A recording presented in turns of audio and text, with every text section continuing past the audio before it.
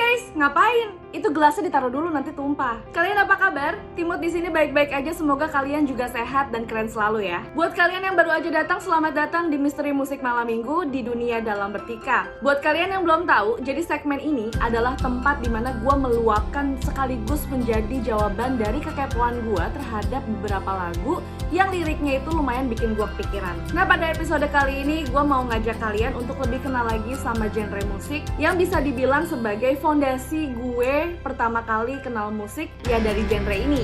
Dan bahkan gue sampai belajar gitar, gue tuh belajar gitar otodidak, itu awal mulanya ya mainin lagu-lagu kayak gini. Dan sampai akhirnya bikin gue pengen terjun di dunia musik, tapi nggak kesampaian jadi penyanyi. Akhirnya gue kerja aja di media musik dan membuat pengetahuan gue tentang musik tuh jadi berkembang. Nah, sebenarnya genre musik apa sih? Buat kalian mungkin yang udah nge-follow Instagram gue, sedikit banyak mungkin kalian udah ada yang tahu, mungkin ada yang menebak-nebak. Biasanya gue sering banget posting lagu yang lagi gue dengerin atau yang menurut gue pada saat itu sesuai dengan mood gue. Dan rata-rata lirik lagunya itu dari band-band seperti NoFX, Blink-182, Rancid, New Found Glory, Alkaline Trio, Sum 41, dan lain-lain. Dari band-band yang tadi gue sebutin, udah ketebak belum genre musik apa yang bakalan gue bawain di episode kali ini? Sebelum gue kasih tahu jawaban lo bener atau enggak, gue mau minta support kalian dulu nih untuk subscribe, like, dan juga komen ya di video ini. Jadi gimana? Udah tahu gue mau ngebahas genre musik apa? Oke deh, kalau gitu langsung aja yuk kita masuk ke dalam genre musik apa sih yang ada di otak gue.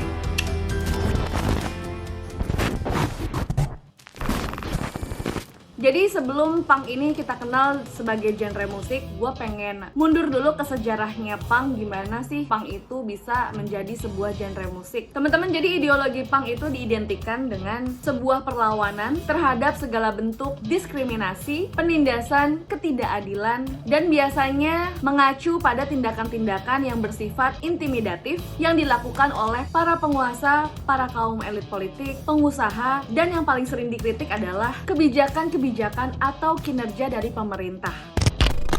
Jadi punk sendiri ini adalah kepanjangan dari Public United Not Kingdom. Jadi maksudnya satu kesatuan masyarakat dan bukan sebuah kerajaan. Ya, dalam arti kata lain, ini ada kesatuan masyarakat yang di sini konteksnya tidak memiliki aturan atau tidak memiliki struktur hierarki. Ya pokoknya intinya jadi ini sebenarnya adalah kumpulan masyarakat aja, rakyat biasa gitu.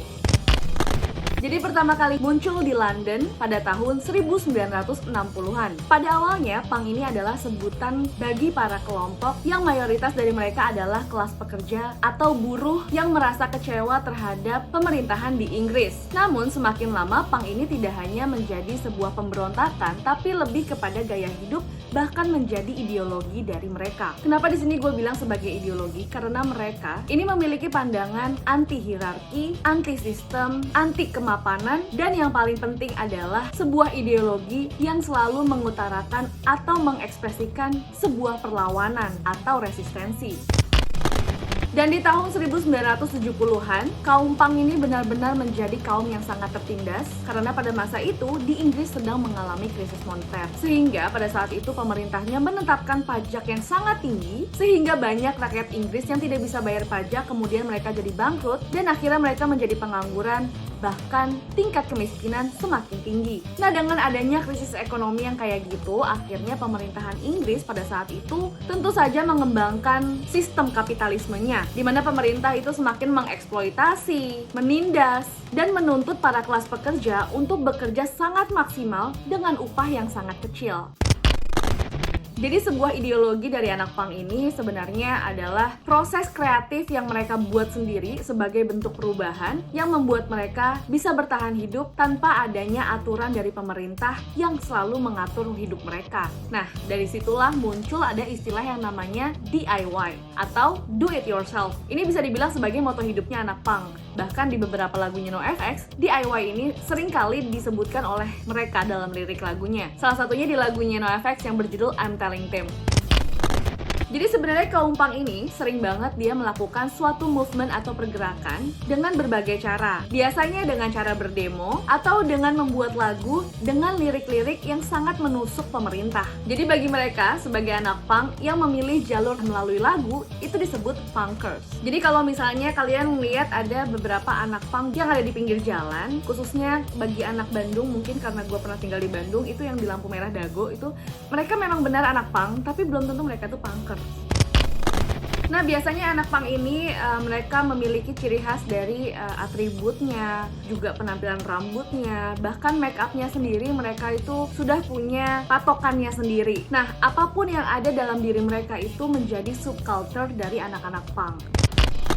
Tapi kalau untuk musisi, biasanya mereka tidak terlalu peduli terhadap penampilan, justru mereka memang lebih terkonsep kepada lirik di lagunya. That's why mereka itu lebih prefer untuk dipanggil sebagai punkers. Jadi awal mula munculnya punkers ini itu muncul setelah terbentuknya band punk legendary dari Inggris di tahun 1975, yaitu Sex Pistols. Kemudian setahun berikutnya di tahun 1976 berdirilah band punk lainnya yang bernama The Clash. Tapi sebenarnya sebelum terbentuk dua band di Inggris tadi, di awal tahun 1970-an, punk sendiri sudah mengalami revolusi. Artinya banyak pergerakan-pergerakan atau pemberontakan dari anak-anak punk dari Inggris ini sudah mulai tersebar di seluruh dunia, bahkan di Amerika Serikat. Revolusi punk ini terjadi karena adanya perkembangan media pendukung seperti radio, TV, juga majalah.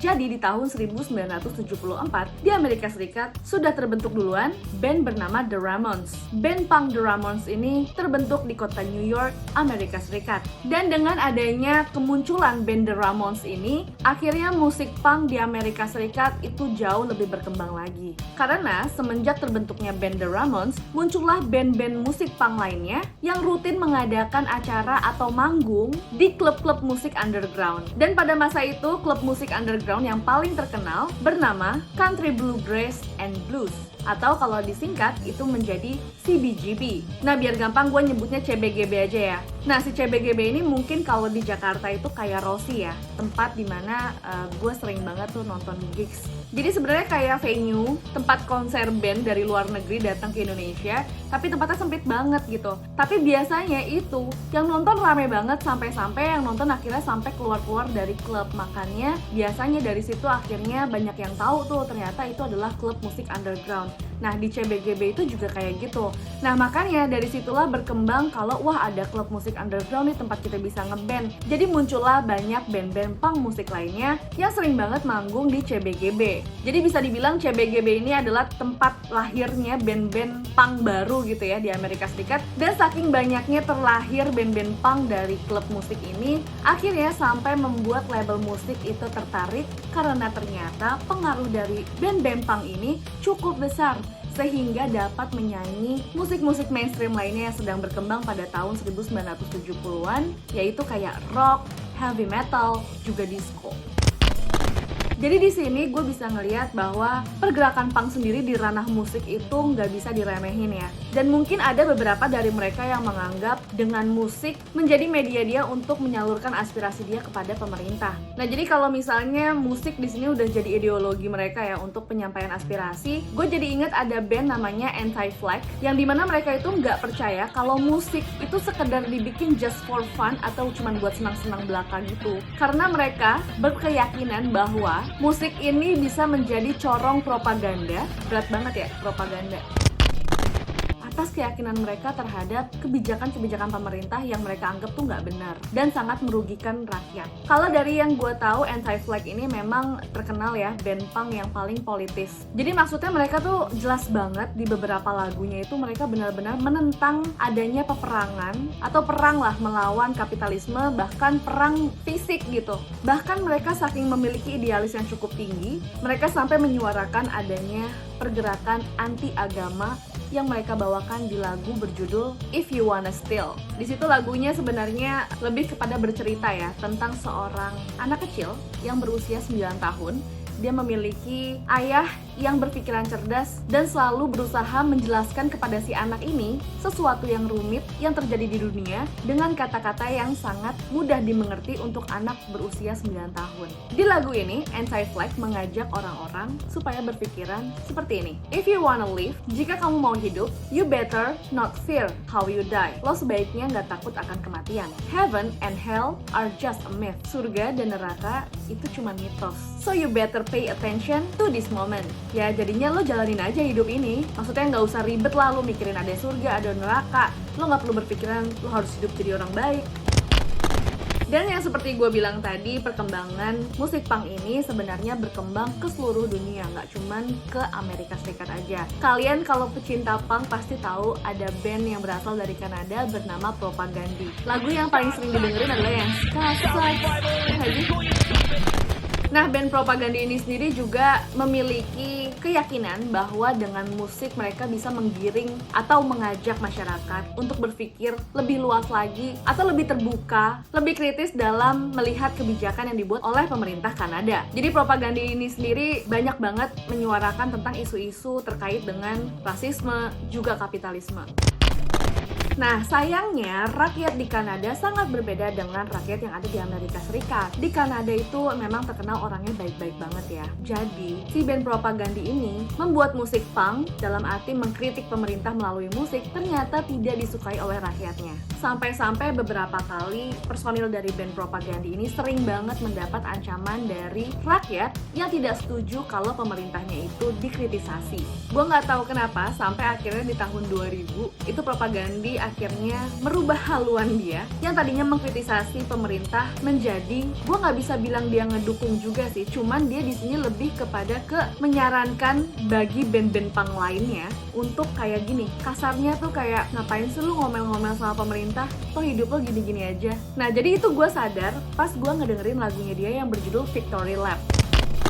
Di Victory Lap sendiri, liriknya itu kayak gini, you say not all cops, kata lo nggak semuanya polisi kayak gitu. You say not all men, kata lo nggak semua orang kayak gitu. Yeah, but you insist it's only 99%.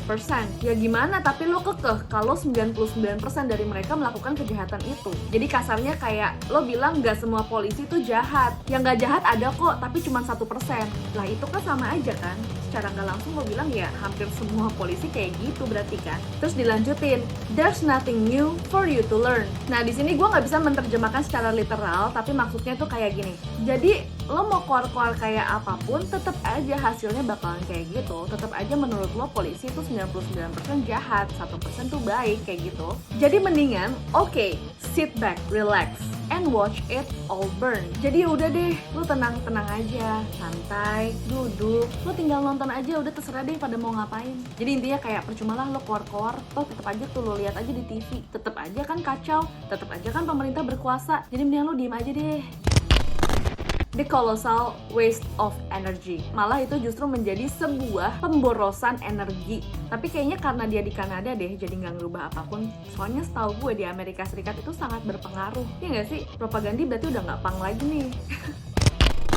Dan kalau di Amerika Serikat sendiri, ini puncaknya adalah pada saat kejadian 11 September 2001, di mana terjadi peristiwa yang sangat mengguncang bukan hanya Amerika Serikat aja, tapi juga seluruh dunia, karena gedung menara kembar di New York, Amerika Serikat, itu runtuh karena ditabrak oleh pesawat dari teroris katanya. Dan kejadian itu menewaskan ribuan korban jiwa. Dan tentu aja setelah kejadian ini banyak banget dinamika yang terjadi di Amerika Serikat, khususnya politik, ekonomi, bahkan kehidupan sosial mereka. Ditambah lagi Presiden George W. Bush yang pada saat itu menjadi Presiden Amerika Serikat mengatakan secara terang-terangan dalam pidatonya di White House, ajakan untuk membenci terorisme, dan hal itu dipertegas oleh Presiden George W. Bush karena ia telah mengumumkan bahwa yang menabrakkan adalah teroris dari Al-Qaeda yang dipimpin oleh Osama bin Laden. Dari situ, ia mengajak kepada seluruh rakyat Amerika Serikat untuk mengecam atau mencekal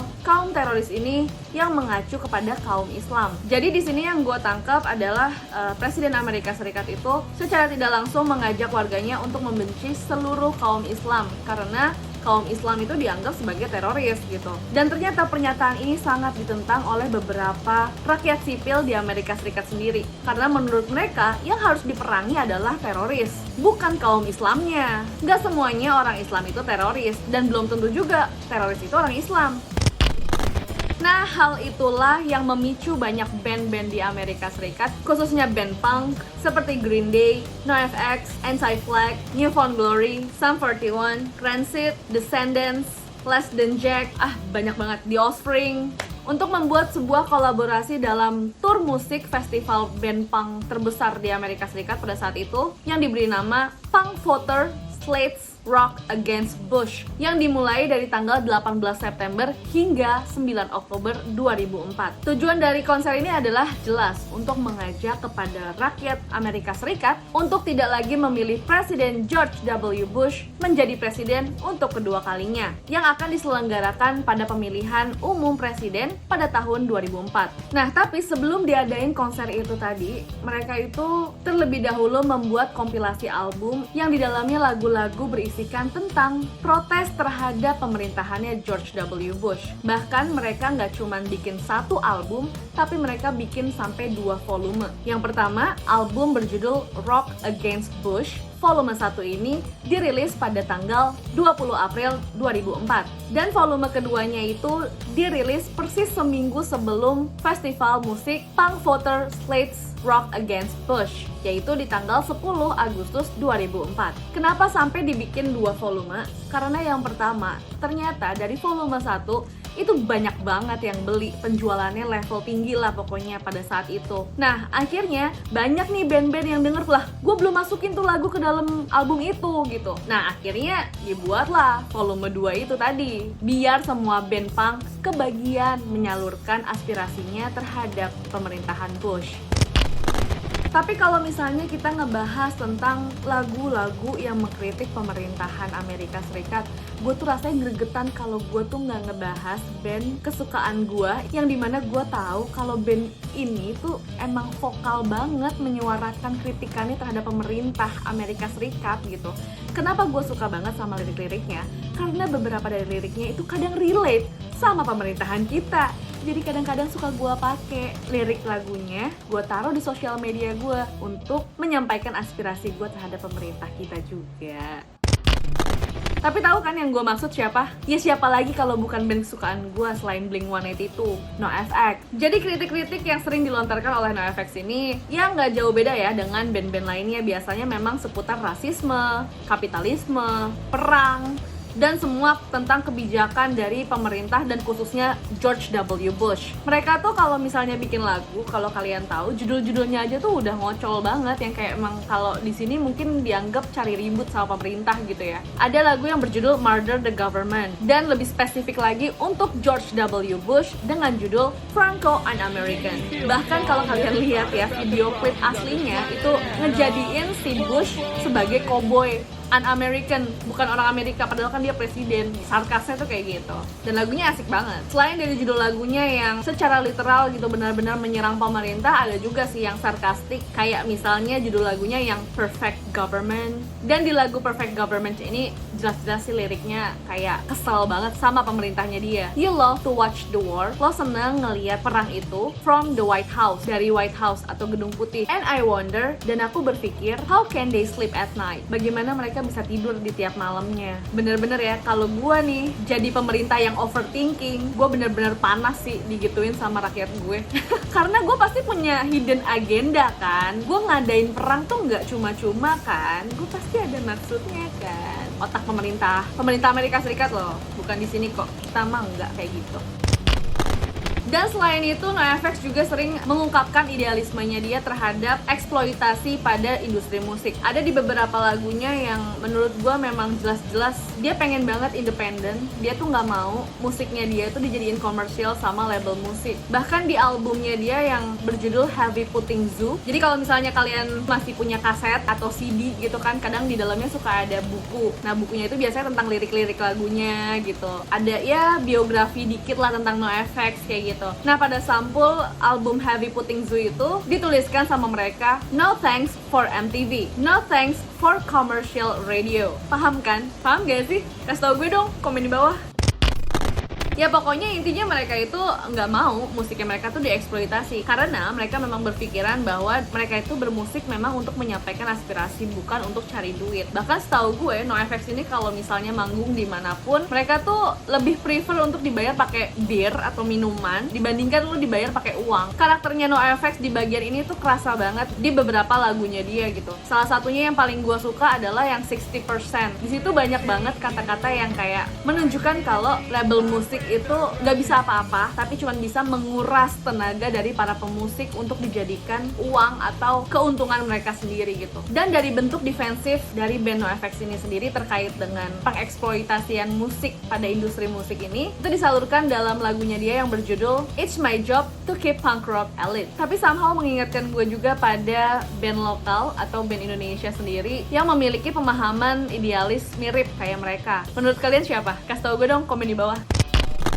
Dan NoFX juga itu menjadi salah satu band yang paling sering berpartisipasi dalam tur-tur yang konsepnya itu ya untuk mengkritisasi gitu. Kayak misalnya Fans Rap Tour, Summer Sonic di Jepang. Dan kadang mereka juga nggak konser tunggal, biasanya bareng sama band-band lain kayak The Offspring, Bad Religion, Anti-Flag, kayak gitu. Oke deh, segitu dulu buat episode kali ini. Jangan lupa nyalain notifikasinya supaya tahu gue minggu depan ngebahas apa. Dan jangan sungkan banget untuk menyarankan gue mungkin dengan band-band apa yang harus gue bawa minggu depan, atau lagu-lagunya siapa yang perlu gue kulik di minggu depan. Dan mungkin gue ada kekurangan informasi atau kalian mau menambahkan, boleh banget kasih tahu gue dong, komen di bawah. Jangan lupa di-share ya videonya. Bye!